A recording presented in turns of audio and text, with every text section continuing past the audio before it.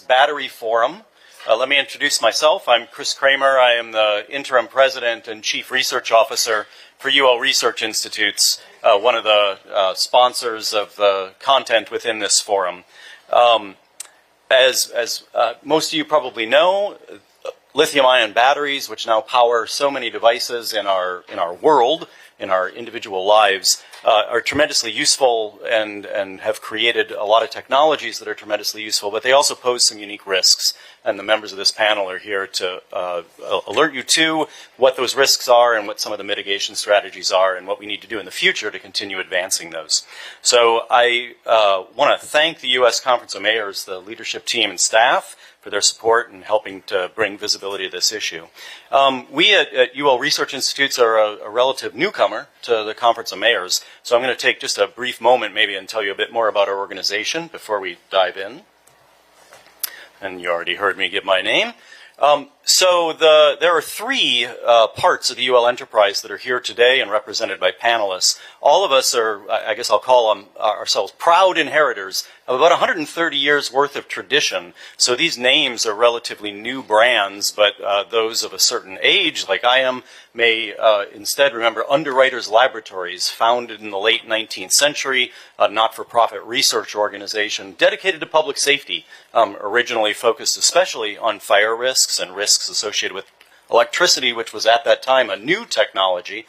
Without going into the details of tax law and so forth, I'll just note Team Blue at the top there, UL Research Institutes that I have the privilege to lead, continues to be that 501c3 nonprofit research organization. In addition, there's UL Standards and Engagement. A panelist will, George Borlase to my right from UL Standards and Engagement, will discuss how standards, that's a 501c4, again nonprofit, dedicated to the creation and maintenance of standards and stakeholder engagement. And then finally, UL Solutions, a for-profit entity. It is a testing, inspection, certification, and business services corporation, and panelists from UL Solutions will be giving their perspective on this issue.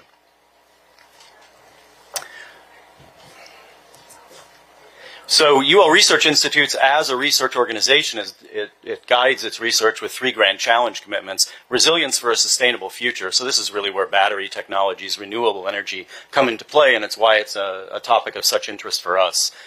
We also address individual and societal health in the 21st century.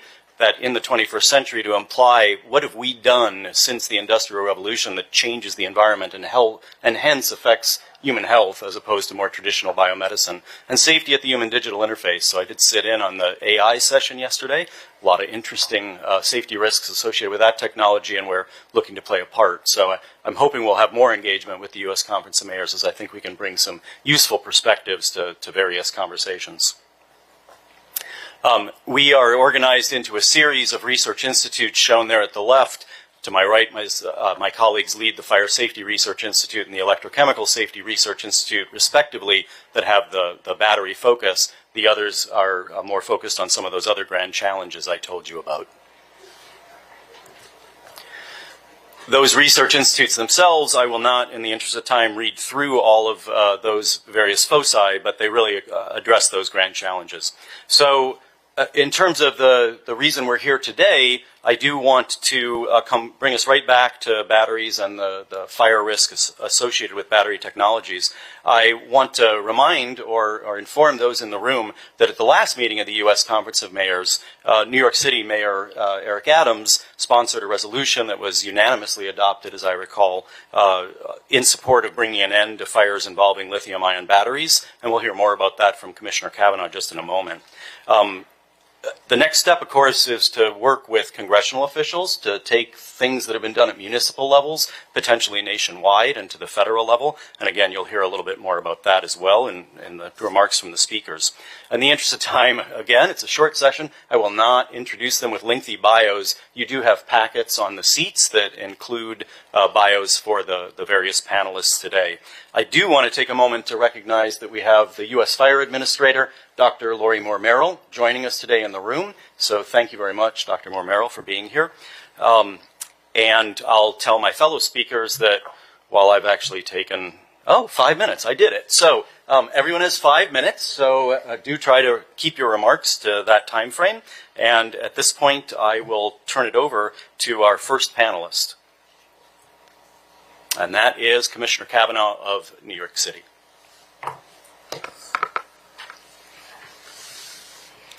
Thank you so much. Really, thank you for having me. It is an honor, but I'd also say it's a necessity to be here in Washington to talk to leaders from around the country about an issue that has reached a crisis point in New York City and is impacting every single city in America. In the last 2 years, New York City fires and deaths from lithium-ion batteries have caused almost 500 fires and killed 24 citizens. But this is by no means a New York City problem. We met with a bipartisan group of legislators on the Hill yesterday, and every one of them has had a lithium-ion battery fire in their district. There is no city at this conference that hasn't had one of these fires, and those fires are particularly deadly. The cause of this crisis is a perfect storm of demand for battery-powered devices and a supply of cheap, unregulated products flooding in from overseas to meet this demand. While we speak often and consistently about large lithium-ion batteries like those in e-bikes and e-scooters, these batteries are found everywhere. In your cell phones, laptops, power tools, solar devices, power packs, watches, and electric cars. When used properly and safely, their uses are endless. And yet, when used improperly, and particularly without regulation, all these seemingly benign technologies can quickly become major fire safety threats.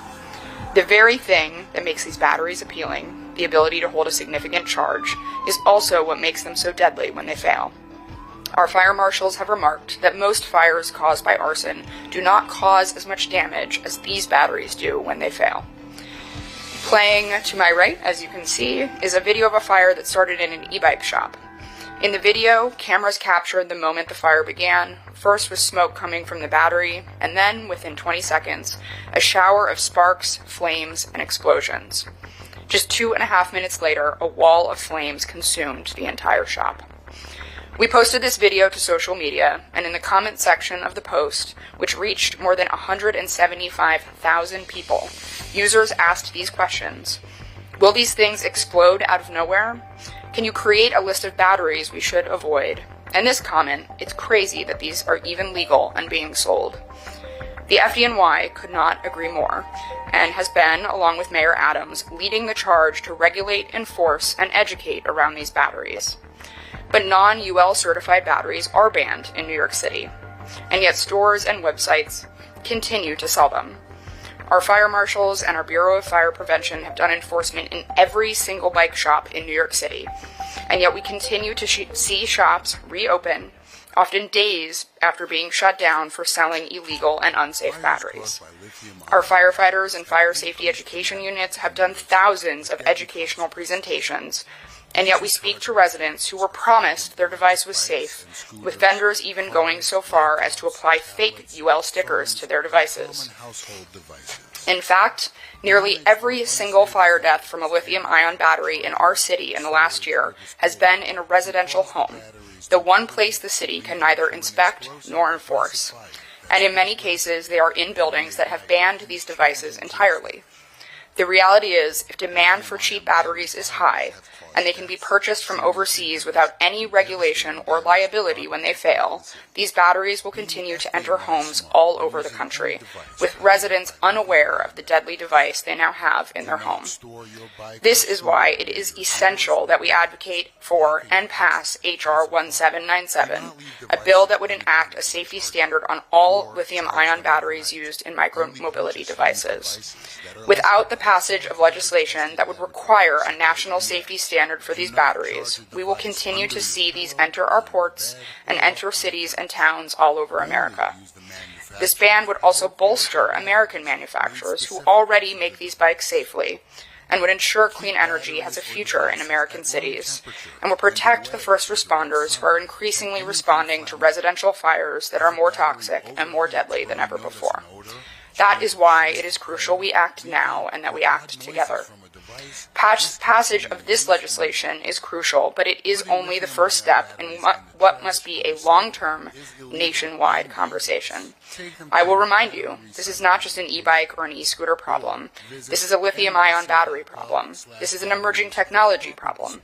As we move towards a greener future, the number and size of batteries in our homes is ever expanding. It is not far in the future that we could be living in a home that has a fully electrified block, every home containing dozens of electric consumer devices, an electric car, and an electric energy storage system.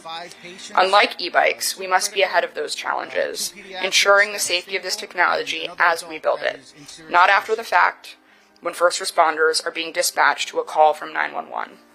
But public safety agencies must have a seat at the table as we develop and produce these new technologies. The FDNY certainly has a stake in that future because of the crisis of rising cancer rates in firefighters.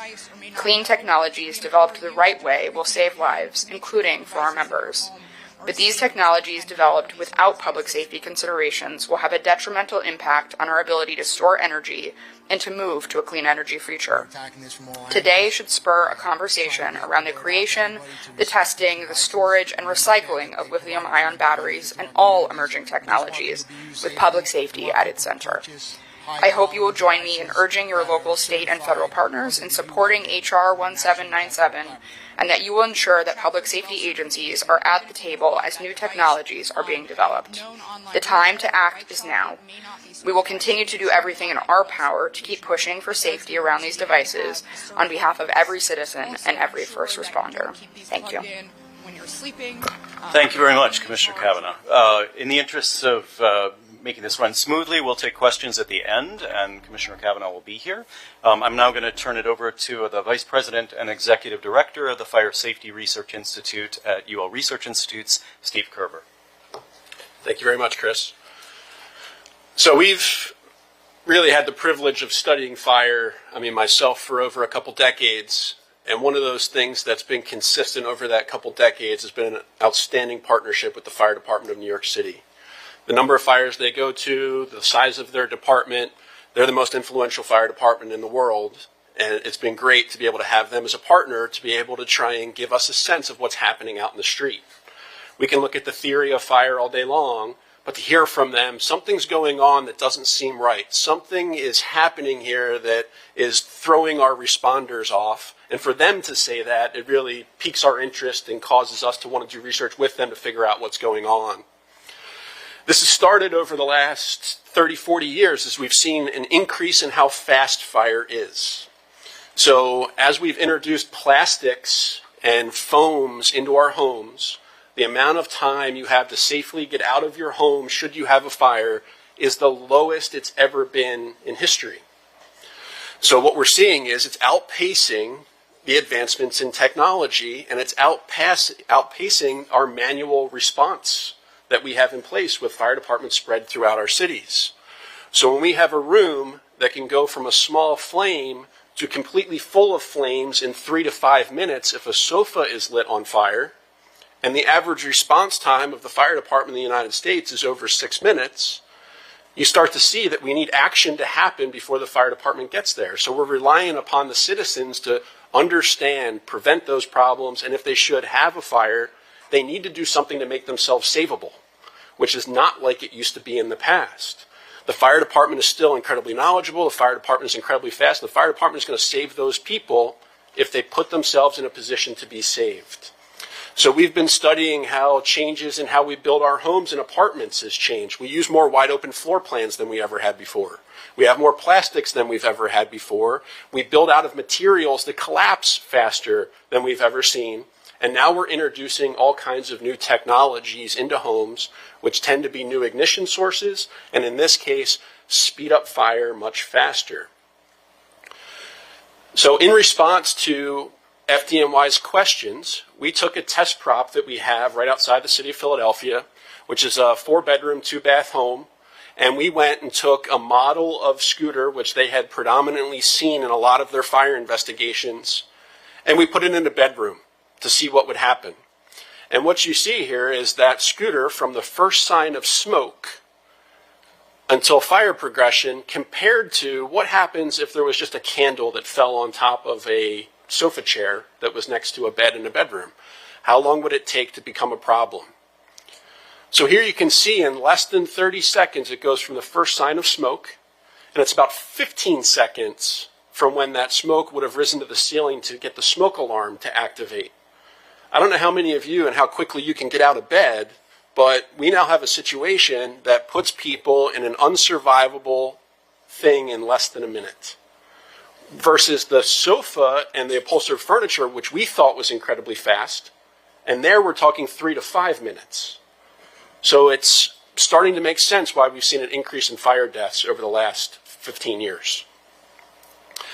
This is what that same scooter looks like in a living room. So same 4-bedroom, 2-bath apartment or home. From the first sign of smoke, if someone were to have this scooter by their exit point of their home, which is what we're commonly seeing as they charge it by the door of their apartment or the door of their house, you have a situation where in about a minute, you have the living room completely involved in fire, and if anyone were in those bedrooms, they would have a tough time getting out and would be needing to look for another means of egress if they weren't intimate with the fire to begin with. So in less than 1 minute, we have not only a fire that caused a deflagration and blew the windows out, which provides oxygen to the fire, you now have fire out the windows of that living room in a minute. And remember, I said the average response time of the fire service in our cities in America is about 6 minutes. So you now have a free-burning fire for 5 minutes before the first responders arrive, which means the occupants obviously need to do something here to make themselves savable. And as the commissioner said, everyday lithium-ion battery use, we see it in so many products in our homes and things that we need to be able to conduct modern living, laptop, cell phones. A lot of it comes down to how big is the battery and how big of a room is it in. And what we're seeing is these scooters and e-bikes have batteries large enough where they create their own ability to have a room completely involved in fire, which is different than if a cell phone goes into thermal runaway. It's got to light the sofa on fire to become deadly. It's got to light something else on fire. These scooter batteries can do it by themselves. And we see everyday use means everyday incidents.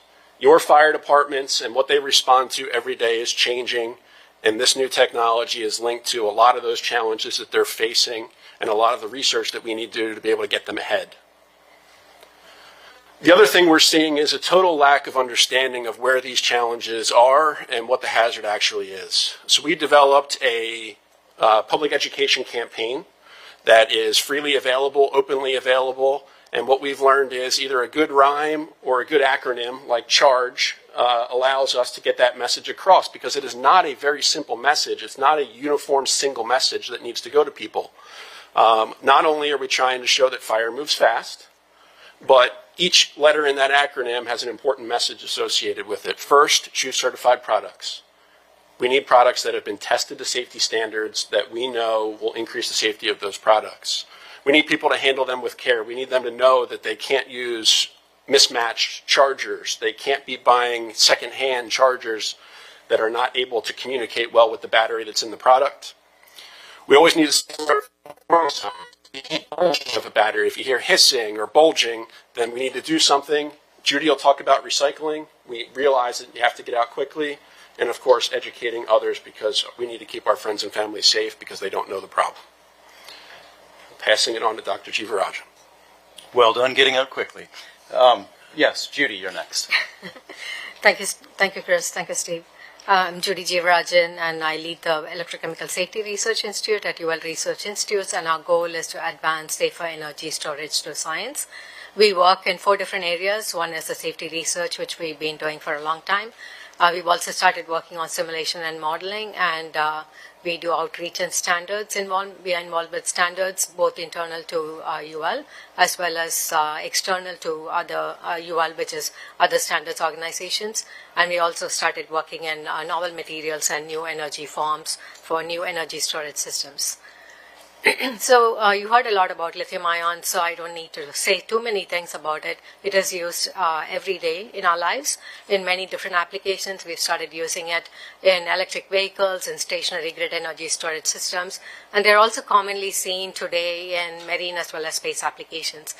But one of the things that happens with lithium ion, with all the advantages they have, where the advantages are lightweight, longer cycle life, longer calendar life, and then rate capability is very good, and they don't have a memory effect and so on. But all of these advantages also come with their high propensity to experience fire and thermal runaway, which we call thermal runaway, and that goes with the fire, and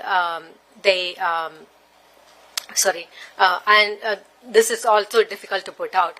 So thermal runaway can be defined as an uncontrolled rise in temperature where you really cannot stop that rise in temperature, and it can lead to propagation and have other, or not only cells in the battery but also other equipment and devices, and also people who can be hurt by this.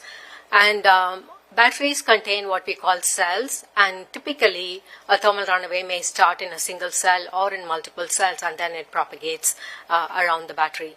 And one of the things we've learned in the past many years in our work with lithium ion, from almost its inception into its coming into the commercial market, which is in the late 1990s, and what we learned through these many years is that one cannot just test a single cell and assume that that is how the battery that makes up those that is made up of those cells will behave in terms of safety.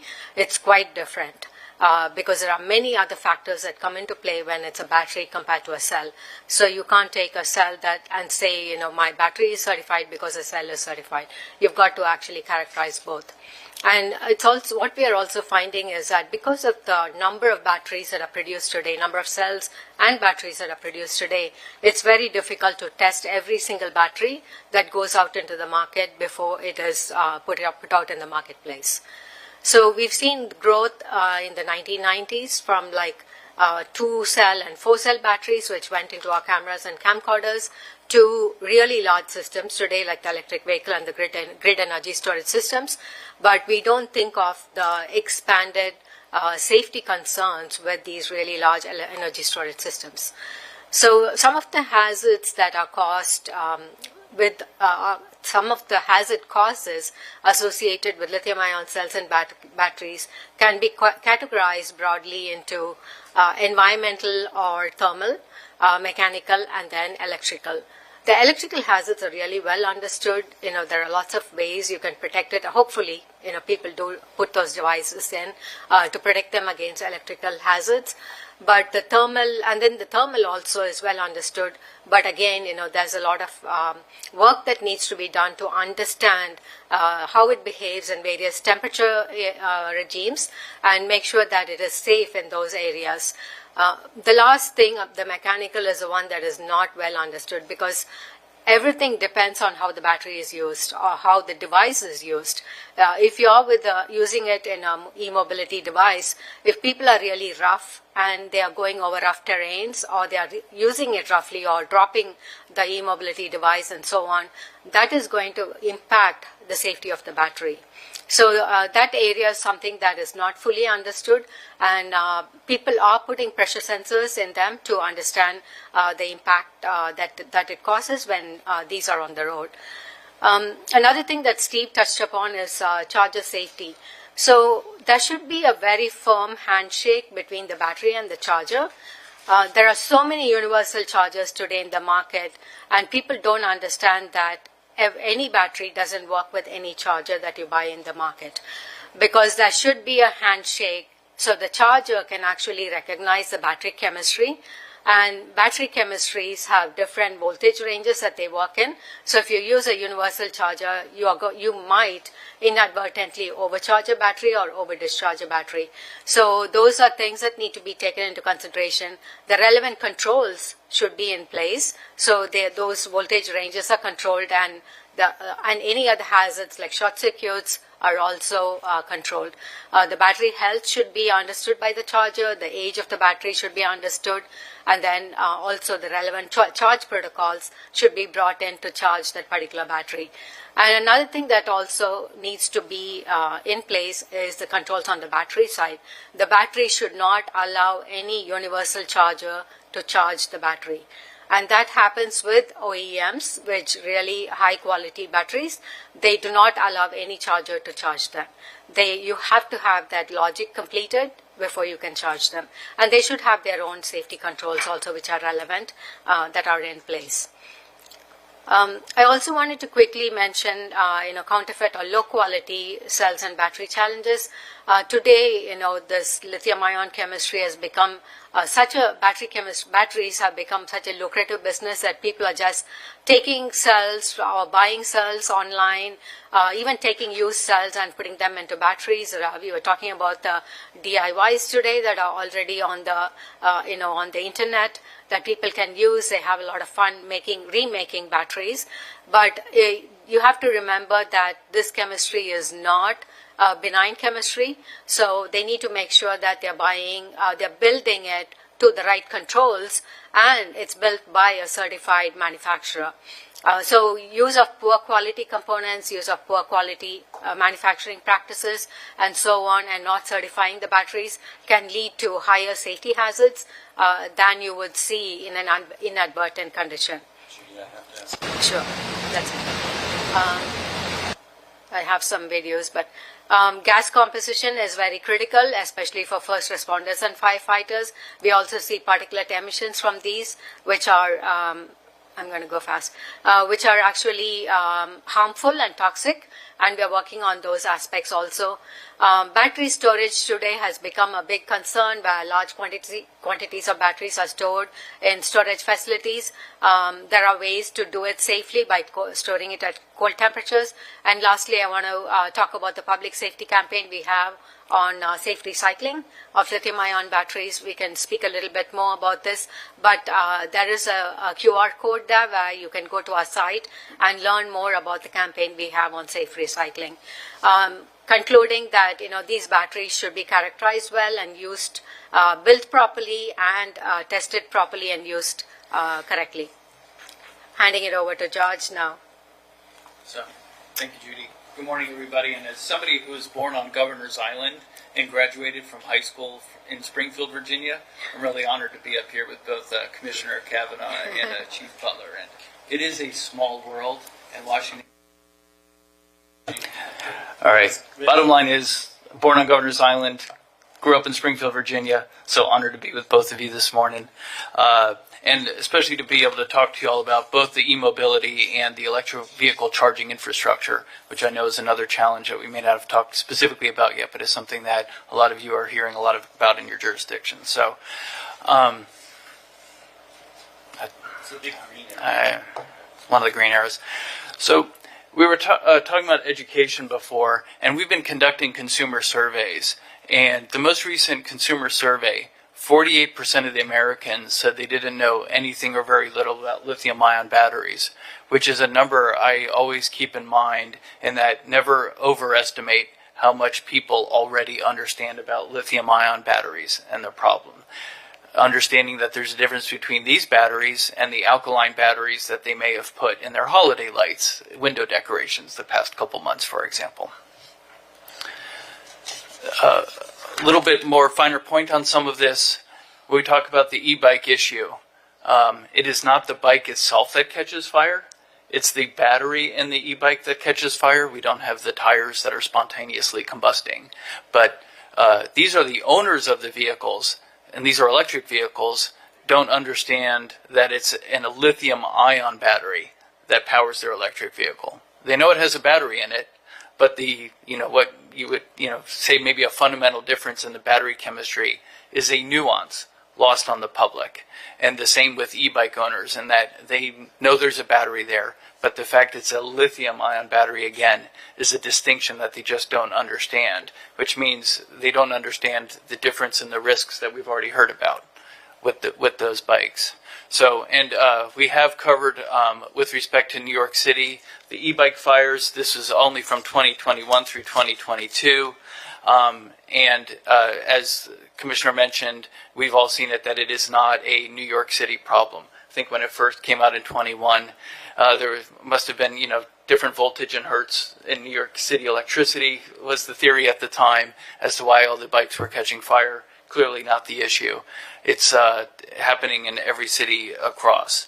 And as we've also talked about, as of September 16, 2023, the e-bikes must meet 3 of the UL standards and engagement safety standards that cover the batteries, the e-bikes, and other types of light electric vehicles. And I'll just take a minute to talk about what this standard is. So when we talk about the safety standards that these e-bikes required to meet in New York City, these are consensus standards where we bring together panels of technical experts from across the globe, from industry, that are producers, manufacturers, authorities having jurisdiction, and they all come together to come to a consensus agreement of what are the requirements for safety. And then as part of that, especially in New York City, which we'll hear from UL Solutions, there's the certification. And what does this all lead to? It leads to trust.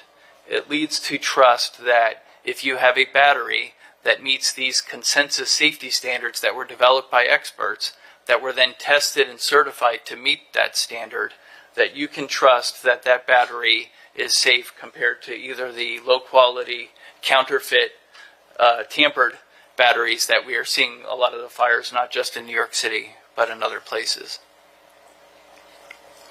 And then as we move to standards for electric vehicles and charging networks, this is a very robust area with the electrification that's happening. There are a lot of electric vehicle chargers being put on the streets. We're also seeing a lot of electric vehicle chargers that are then being put in parking garages. A lot of parking garages underneath large buildings, which raises a lot of safety concerns because as we saw from the videos, if that's the video of a fire of a small scooter with an electric vehicle battery, you can imagine scaling up what a fire from an electric vehicle looks like. And the risks associated with a fire from an electric vehicle in an underground parking garage significantly greater than what the fire departments may be used to if it's an internally combustion engine car. That playbook doesn't really work quite the same way. The vehicle fire doesn't extinguish the same way. It's burning hotter, faster, probably near critical structural elements, etc. So we do have standards then, again, these consensus standards for the charging networks for the electric vehicles. The installation then, a lot of your jurisdictions then have the boards and the codes and the standards that require the different building codes, and a lot of the existing electrical codes that you have reference UL standards for electrical safety. Same analogy for electric vehicles and charging networks, where in installing them, ensuring that you have charging networks that meet the appropriate safety standards and are certified to that, so you have the trust that the charging networks going in are safe. And I'll wrap up by saying we are here as a resource for you all.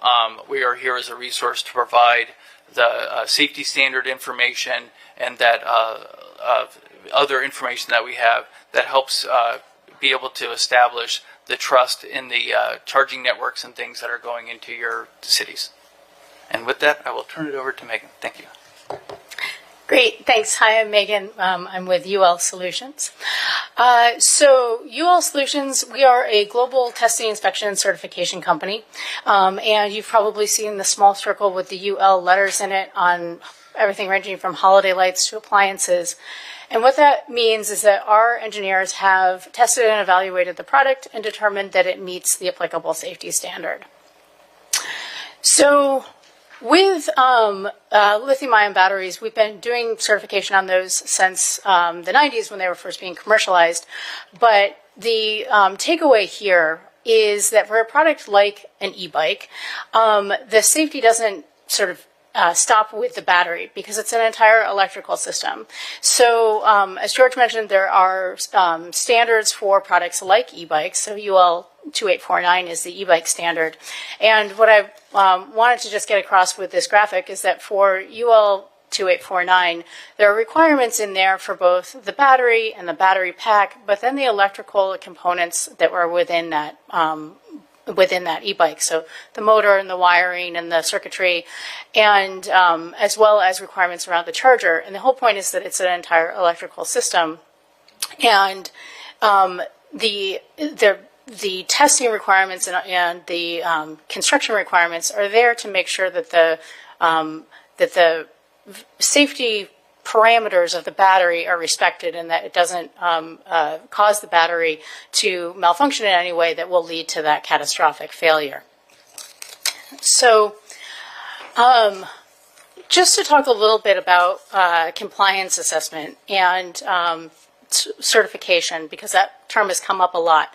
So we are a certification organization, and you see up there I've got the two labels that we use for e-mobility products, so the e-scooter and the e-bike. And the support that certification has for safety is several-fold. One is it's an easy indicator for either enforcement officials or the consumers themselves to know that yes, this product does meet safety standards. It's also a way to create a level playing field for manufacturers because every manufacturer is going to be evaluated to the same safety requirements. And then the third component is a market surveillance aspect to it. So as a certification organization, we visit the manufacturers of the products that we certify several times throughout a year and make sure that the products that are coming off the line are still haven't changed from the products that we originally certified. I've also noted there the term OSHA, Nationally Recognized Testing Laboratory. And so what that is, it's oversight from the federal government through OSHA of certification bodies generally, and creates requirements for those certification bodies. And it's a federal oversight to make sure that the certifying organization has the capabilities and capacity to offer the services that they do in a particular area. So I can get us back on time and wrapping up really quickly here. Recommendations for safety. So we would really support cities following New York City's lead and requiring particularly e-mobility products like e-bikes and e-scooters to be certified to the relevant standards, the relevant UL standards.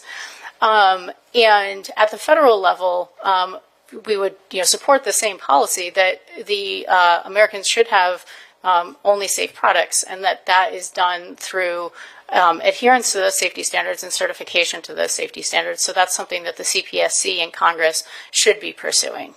So with that, I will stop. Thank you, Megan. Will you pass the clicker down so Chief Butler has it? And the final remarks in the formal part of the program are going to be delivered by Chief John Butler, Fire Chief for Fairfax County Fire and Rescue and President of the International Association of Fire Chiefs. Chief.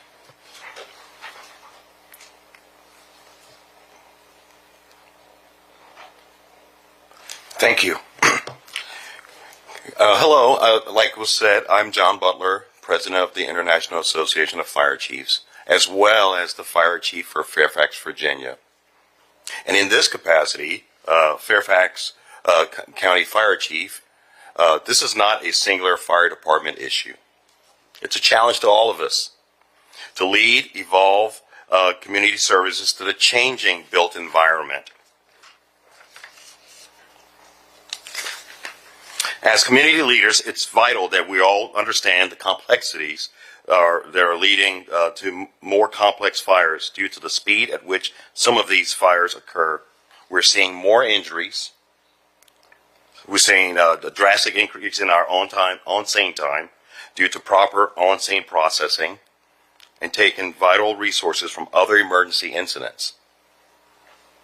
We as a fire service are lagging behind, and we're underfunded in developing our next tactics to fight EV and energy storage system battery fires. We know that the growing changes in our fire environment require us to provide a holistic approach to fires. The fire service must lead its community through its efforts with community risk reduction. Community risk reduction, because that must include educating our local residents and commercial partners. We've talked about the stores that sell. We talked about the consumers that buy. On strategies and practices that reduce risks from lithium-ion batteries. The speed at which technology is emerging must match the speed with which new codes and standards are developed. Battery incidents go far beyond storage and mobility devices. And our communities require the most up-to-date and the robust tools to match those. Our world is changing quickly. We know this, and the fire service and our communities are behind. Changing technologies provide existing opportunities for all of us, but we must recognize the hazards and work collectively to mitigate them.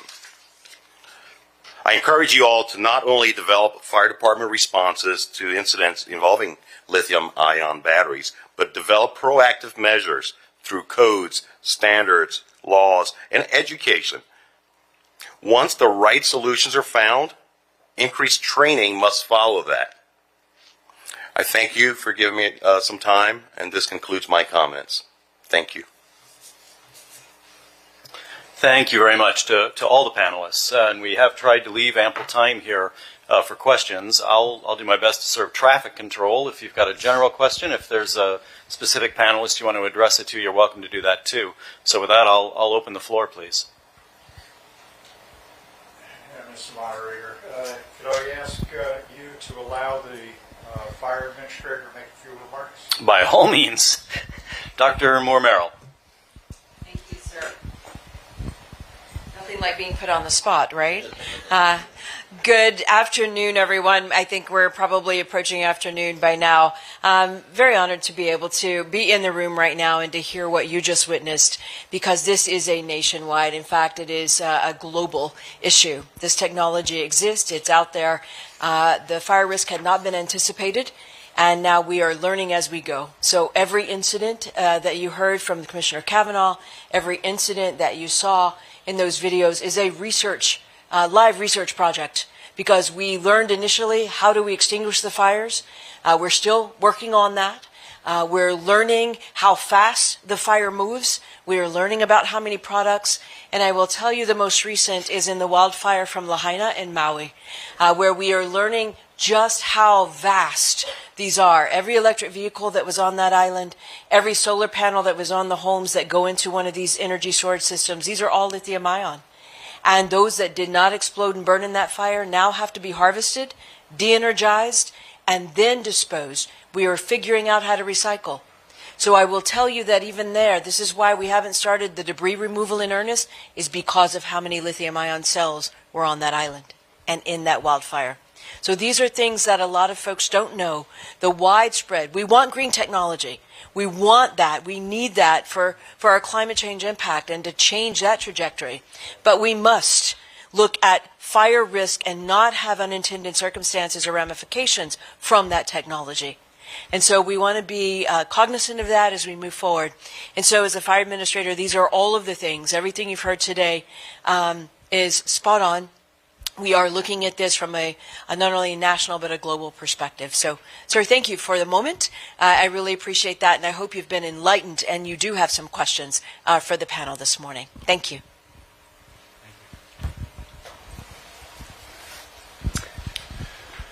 Hi, thank you. This is very sobering information. Joe Franklin, Mayor of Manhattan Beach, California, and pardon the pun, but our population of e-bikes has just exploded.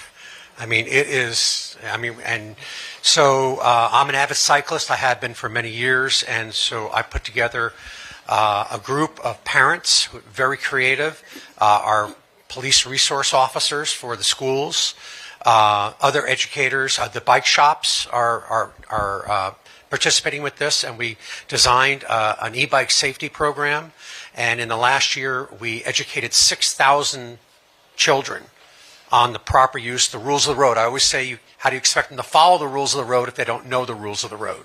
So we focused on the rules of the road, also e-bike safety, and I'm ashamed I did not put anything in there about this.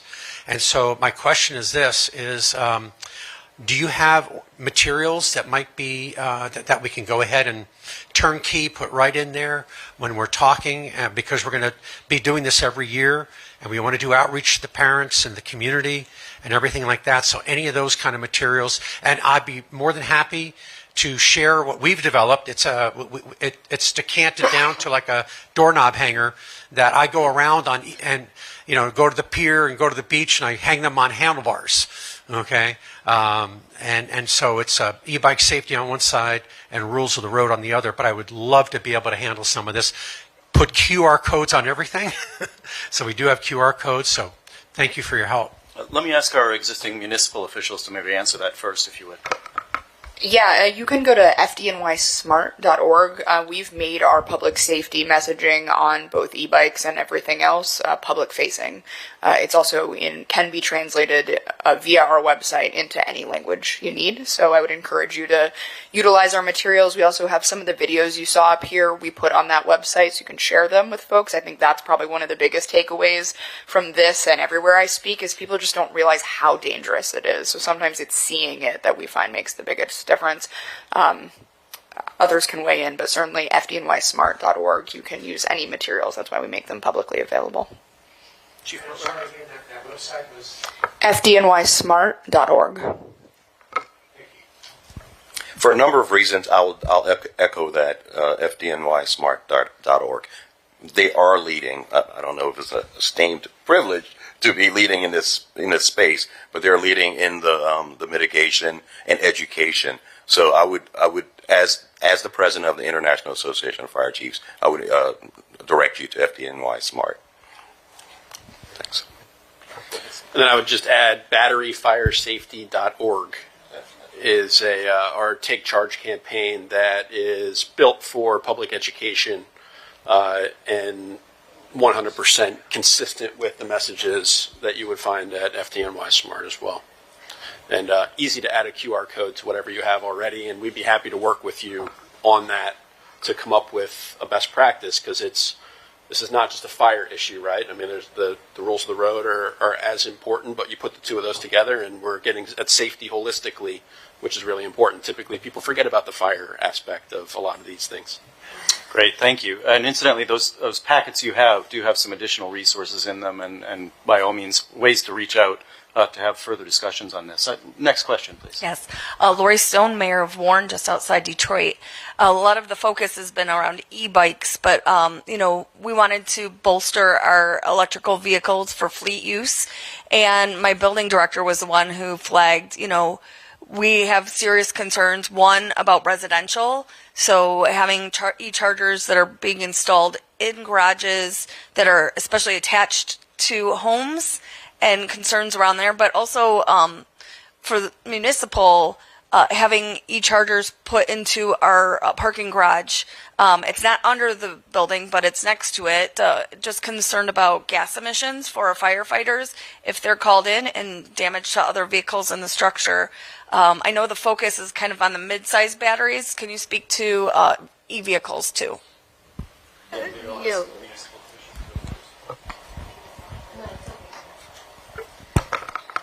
Yeah, well, we have these same concerns. I don't have all of your answers. What I would say, and I would actually ask the chief to weigh in as well, please use us as a resource in that way as well. As the largest fire department in the country, we are both a regional and national asset. We do as much training as there is available. So our special operations have been sent out to BMW, to Tesla, to actually begin training and testing some of these same hypotheses that you have around not only the fire danger, but also the weight of electric vehicles, which is an issue in New York City. They're heavier than the average car. So we don't have every answer, but I do suspect that we probably have the most experience, and we definitely want to be, as we get more and more experience, we get some of the answers, want to be sharing this with smaller departments. So feel free, please, to reach out, and we'd be happy to share what we already know, and as we learn more about the unique challenges of putting out EV fires. Chief Butler. Not much more. We're not leading. The fire service, the fire department, the IFZ don't take a position of leading in this space. We are novices in this space, and we're seeking direction and guidance and research from UL and others, others who are seeing more of it. What I do know is the fire department that I lead, that I'm the chief of, they know what to look for when they do size up, when they do fire suppression, when they use it in their sane size up. You know, there's a fire, and oh, by the way, there's a micromobility device because we saw something out of New York City. They know what stranded energy is, okay, and certain things in ESS. So we're on the front edge of it, but still new territory and frontier for us. I'll stop there. Actually, he just brought up something that's very important. Make sure the local fire department knows, even if you don't have the answers. Keep in mind, we respond in an average of 2 minutes at the FDNY. Not bragging, maybe a little bit. But think of what that's like for the person responding. There is so much unknown, even in your average fire. Something like an EV is an additional unknown. Even if we don't have the answers, our members are significantly better equipped to confront whatever it is, at least if they know it's there. They then know it's a different type of fire with greater unknowns. And they are so willing and eager to come understand where these new technologies are. So if you reach out to your local fire chief and let them know, even as you're not sure maybe what some of these buildings are going to do, they will appreciate the knowledge that that's there or that it's being considered.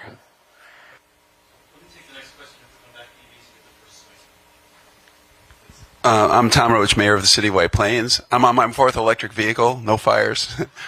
My family had 2 combustion cars catch on fire. My sister was driving both times, so we just blame her. But it seems to me, isn't there an issue with the importation of garbage that just, I mean, let's say if you have like a Volkswagen, an ID4 has an issue, right? Volkswagen has an existential reason to make sure that they fix it, that they identify it. You know, if I buy a drill driver at Lowe's, they're not going to sell a product that they don't know where it came from. So it seems like there needs to be something done on the importation side, because these companies, not only is there no regulation, but they're like anonymous. You can't sue them. I'm a lawyer, by the way. I was a trial attorney before I was a mayor. I mean, there's that too, that the torts are there for a reason, that you pay a financial cost for doing something that's not wise. And so any legitimate company is going to go to UL and say, certify this before I put it on the market. I hear stuff about if it's less than $800, somehow it can come in and no one even looks at it. I mean, come on. This is crazy. I know it's not really a question, but is anyone like fighting to change that? Because I think sounds to me. Sorry, you can go first. Yeah, no, thanks. So before UL Standards and Engagement, I worked at the Consumer Product Safety Commission working on a lot of these issues, which is part of the I Get First Swing. And the $800 is related to a de minimis requirement where other legal things kick in. But in terms of looking at it, that is part of the push for the HR bill that's in front of Congress right now, to have the federal regulators looking at what is coming in as importing, and whether it's counterfeit, low quality battery is an issue, and a lot of what New York, like Commissioner Kavanagh talk about the observations, but for a lot of these batteries also, it's not inherently obvious to the disinterested observer just looking at the battery of what they did inside. They could put a fake label on it. And so that's why, back to having the way New York City set up the law, where you're having something that's certified so that you have that traceability that it was tested, is really important, because there are a lot of things coming in, and just looking at it, visual observation on the outside, you're not going to be able to make a quality determination or a safety determination. It seems like it should be criminalized. If you rebuild a battery and sell it, if you change the certification on something, it should be a crime. You should go to jail for that. Yes, we agree. And we agree on the imports. And I will say one of the key questions we get asked when we are doing advocacy on this is, why the bikes, right? And you've heard a lot from this panel that they thought there was something unique about the bikes. It's actually what you mentioned, which is that for most consumer products, let's say your iPhone, these actually used to catch on fire. The company has extreme interest in self-regulation. They cannot sell an iPhone if it bursts into flames. Same thing with Tesla. The issue is these consumer goods that fall somewhere in between where the company is unknown. We can't trace them. And so, us and CPSC have looked significantly at the idea of holding people liable, and it is nearly impossible with the bikes. We cannot find the origin of most of them, and especially if you can imagine after a fire, we're also missing most of what was on the bike that might have helped us know where it comes from. So that is why that bill is so important, and a lot of what we've talked to CPSC about is how to make sure that covers as many as those consumer products in between. And as you would know as a lawyer, there is a secondary interest in this, which is once these rules are passed, it does actually make it much easier to make people legally liable for this damage in their building. And that is one of the things we've all discussed, which is not only stop them from coming in here, but make the consequences such that the incentive for bringing these into a building or putting them in a consumer product is significantly lower than it is now. Hi. Hi, my name's Anne Marie Graham Hudak, Canton Township, Michigan. So my previous life was an automotive design engineer for 30 years, and I worked on the battery, working on designing electric vehicles, and I know we're pushing them, but where you see most of this is over in Europe. And just to let you know, when a battery fire occurs with a vehicle over there, it destroys the infrastructure, but they have these vehicles that they drive in that are basically tanks of water, and then they pick up the vehicle, they put it in there, but then now you're dealing with the toxic waste from the battery into the water, so you've got secondary toxic waste there. But I know that, then moving into the mayoral role, I started working with the University of Michigan and pushing, how do we resolve this?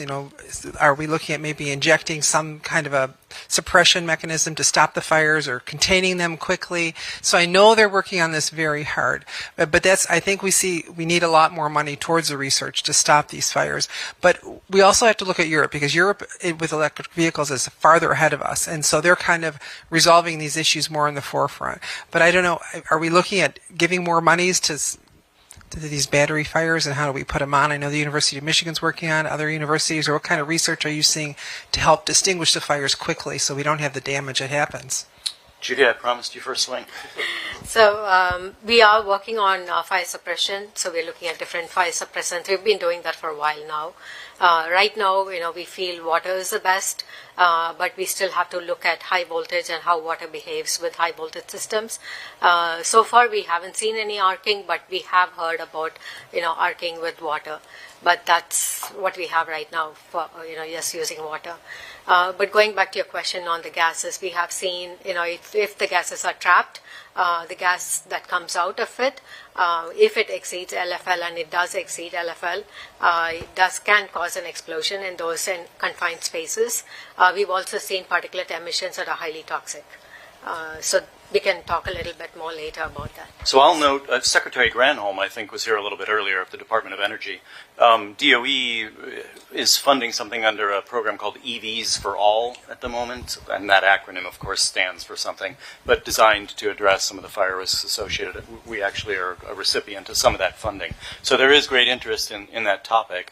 The good news is, of course, it turns out the early data suggests EVs initiate flames, thermal runaway, what have you. The fires are less prevalent than in internal combustion engines. It's just that when it happens, of course, it can be quite a bit more dramatic. I think we give the wrap-up words to Dr. Kerber. Yeah, I was just going to say, we have a parking lot of EVs at our test lab right now, and over the next couple months, we'll be looking at some of those different suppression tactics that the fire department has available to them.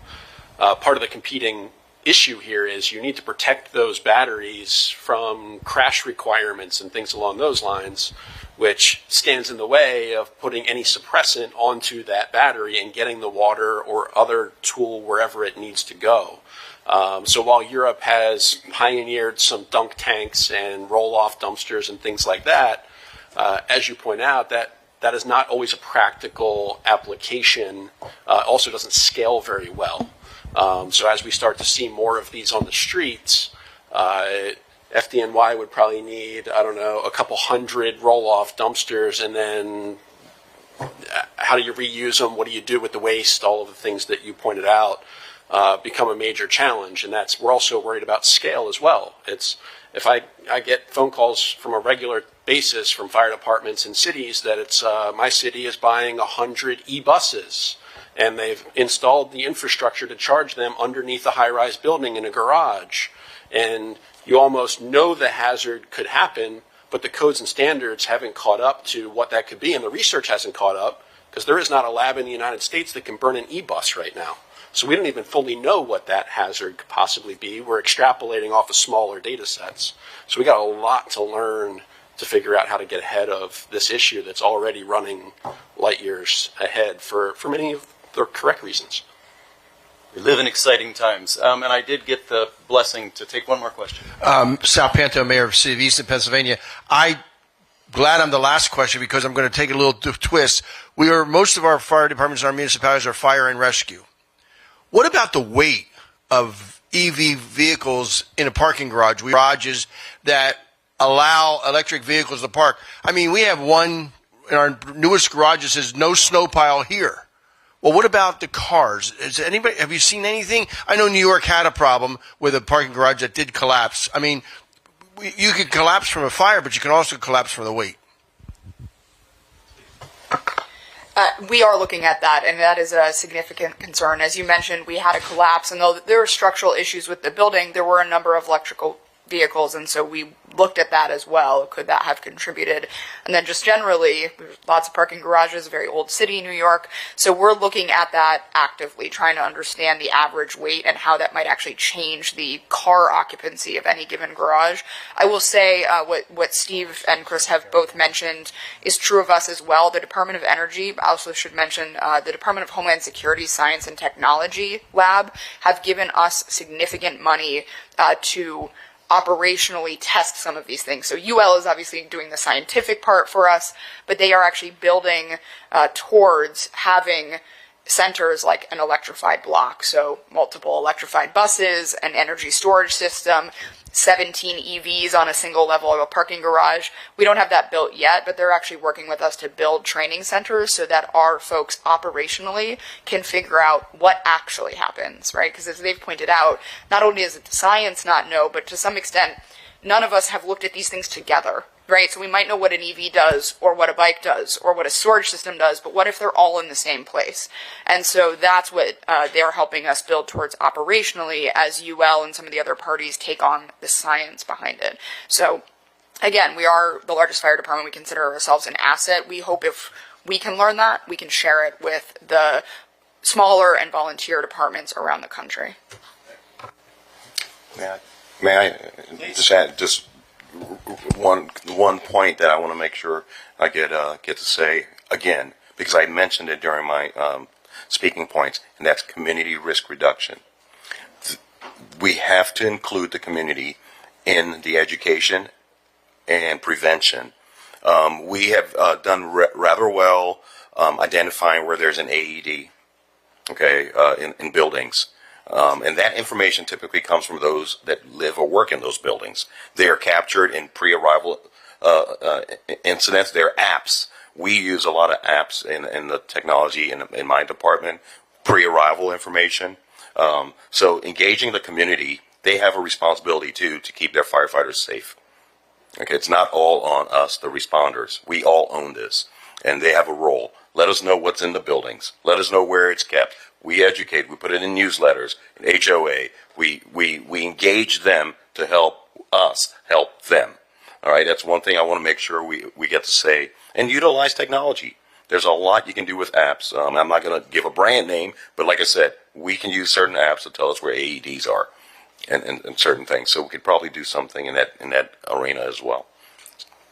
Thanks.